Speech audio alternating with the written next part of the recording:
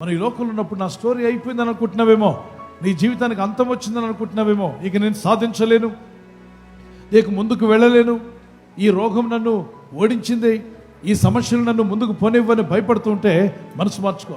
నీ జీవితాన్ని తిరిగి ప్రారంభించే ప్రభు నీతో ఉన్నాడు. ఆయన నీ జీవితాన్ని ప్రారంభింపజేస్తాడు.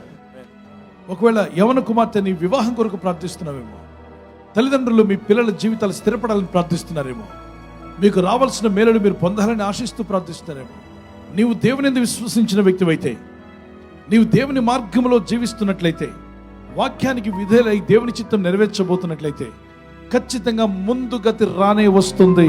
నీ ఆశ భంగము కానేరదు. నువ్వు వర్ధిల్లే రోజు రాబోతుంది. నువ్వు ఆరోగ్యవంతులుగా నడిచే రోజు రాబోతుంది. నీ అనారోగ్యములు నిన్ను విడిచిపోయే రోజు వచ్చునుగాక. నీ శాపాలను జయించుదువుగాక. దేవుని కృపలో నీ ఇల్లు, నీ కుటుంబం దీవించబడే రోజు వచ్చునుగాక.